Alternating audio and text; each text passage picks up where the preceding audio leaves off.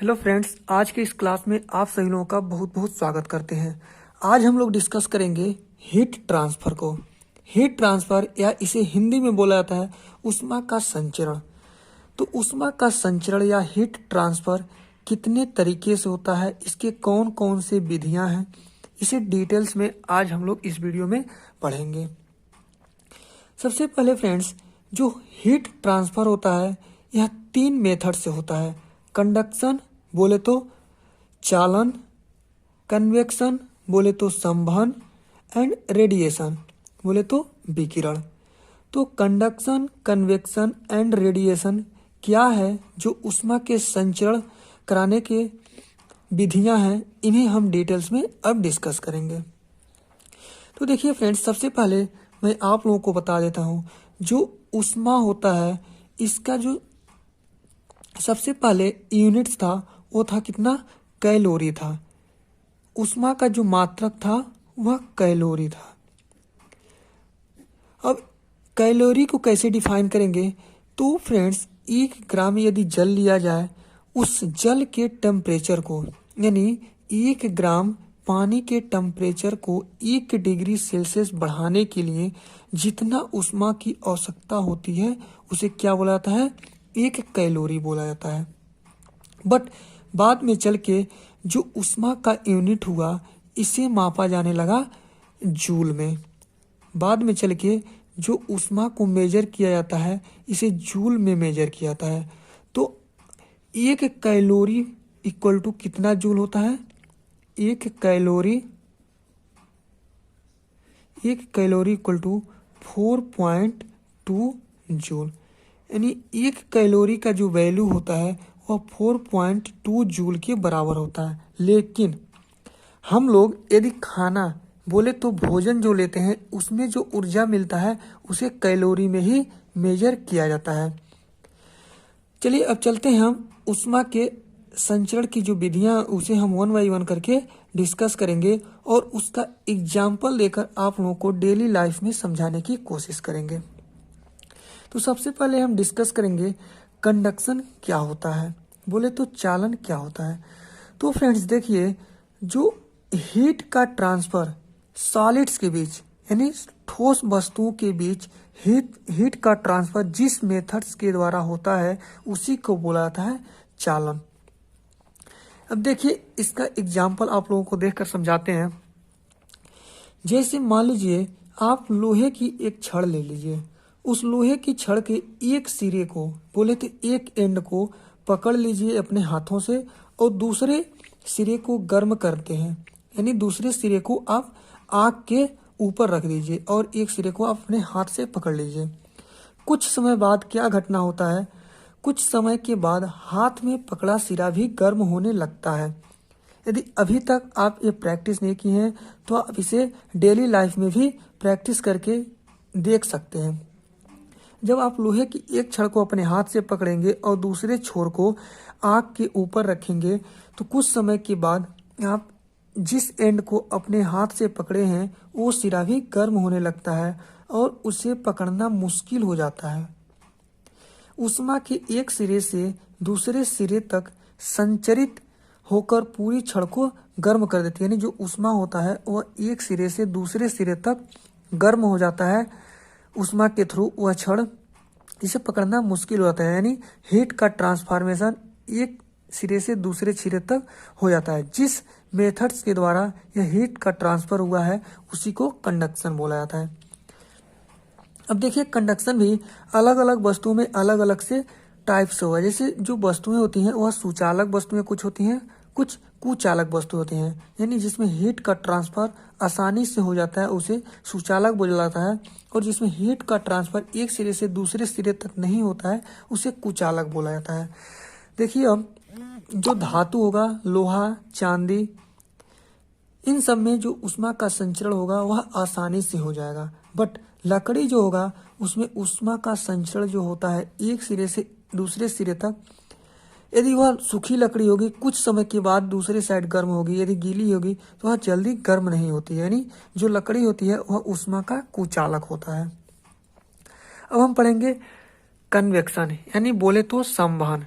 संवहन क्या होता है, तो देखिए फ्रेंड्स, जो सॉलिड्स होते हैं उसमें कंडक्शन के द्वारा हीट का ट्रांसफर हुआ, और द्रव तथा गैस यानी द्रव एंड गैसों में हीट का ट्रांसफॉर्मेशन जो होता है यानी जो संचरण होता है वह किसके द्वारा होता है? वह कन्वेक्शन यानी संवहन के थ्रू होता है। इस प्रक्रिया में हीट एक स्थान से दूसरे स्थान तक द्रव व गैस के अपने गमन द्वारा संचालित होती है। इस गमन के द्वारा संचालित होने का मतलब क्या है?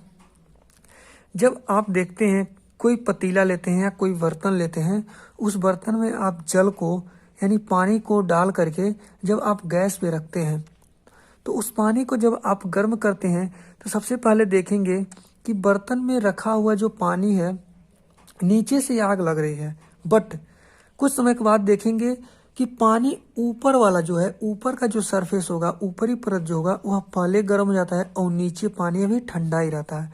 तो कैसे संभव हो पाता है? कन्वेक्शन यानी संवहन के द्वारा ही होता है। जैसे जैसे कोई सॉलिड्स जब गर्म होता है उसका क्या होता है? डेंसिटी कम हो जाती है। गर्म करने पर क्या होगा? किसी भी वस्तु को जब सॉलिड्स होता है लिक्विड जो होता है उसे गर्म करते हैं तो उसकी डेंसिटी कम हो जाती है। जब जल की डेंसिटी कम हो जाएगी तो हल्का हो जाएगा, वह जल ऊपर चला जाता है, और जो ठंडा जल होता है वह नीचे पुनः चला जाता है, और वह पुनः जो है नीचे वाला जल आग के कांटेक्ट में है वो भी गर्म होगा। ऐसे जो होगा ठंडा पानी नीचे जाता रहेगा, और जैसे जैसे गर्म होता रहेगा पानी वह ऊपर जाता रहेगा। इस तरह से उस पूरे पतीले में जो जल रखा हुआ है उसमें संवहन धाराएं बन जाएंगी। इस तरह से ऊपर से नीचे, नीचे से ऊपर पानी जाता रहेगा जैसे जैसे गर्म होता रहेगा। तो ये जो प्रक्रिया होती है वह कन्वेक्शन के कारण होती है। जैसे यहाँ पर दिए एक एग्जाम्पल के थ्रू आपको समझाने की कोशिश करते हैं।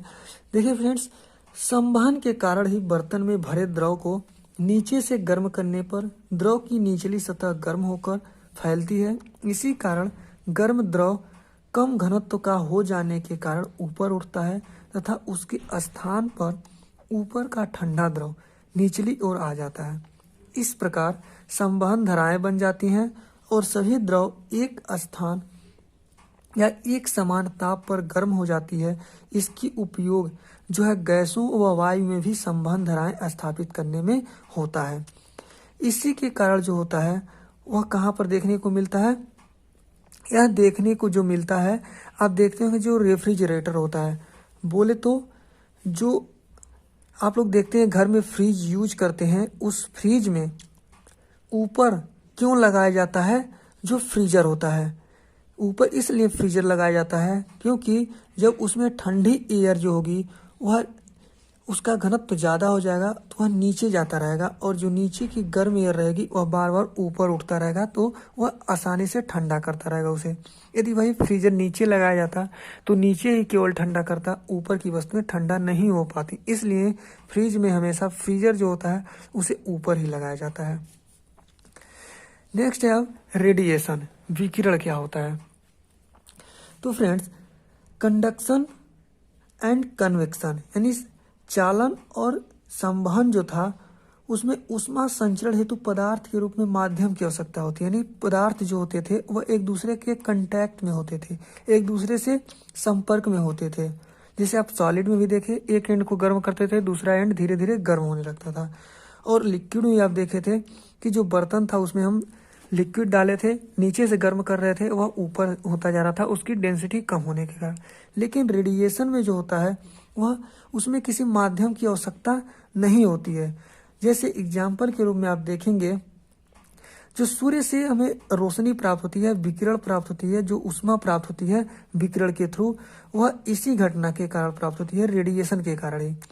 सूर्य से विकिरण ऊर्जा विद्युत चुंबकीय तरंगों के रूप में निर्वात में होकर सीधे पृथ्वी पर पहुंचती हैं। यानी विकिरण के द्वारा ही सूर्य से जो ऊष्मा हमें मिलती है। जैसे आप देखते हैं सुबह के टाइम में जब सूर्य निकलते हैं तो सूर्य की गर्मी धीरे धीरे पृथ्वी तक आती है। जिस माध्यम से आती है वह होता है विकिरण होता है, उसमें किसी माध्यम की आवश्यकता नहीं होती है। अब हम लोग तो फ्रेंड्स, आज का यह टॉपिक आपको कैसा लगा आप इसे कमेंट में जरूर बताइएगा। नेक्स्ट टॉपिक हम लोग डिस्कस करेंगे न्यूटन का शीतलन नियम एंड ग्रीन हाउस इफेक्ट क्या होता है। ये दोनों जो टॉपिक है बहुत ही इम्पोर्टेंस है। यदि आप लोग इस टॉपिक वीडियो देखना चाहते हैं तो आप कमेंट बॉक्स में ज़रूर बताएं कि ये वीडियो कैसा लगा और नेक्स्ट टॉपिक को जल्दी से जल्दी लेकर आएँ। आज के लिए बस इतना ही, मिलते हैं फिर से अगले वीडियो में नए टॉपिक के साथ। जय हिंद, जय भारत।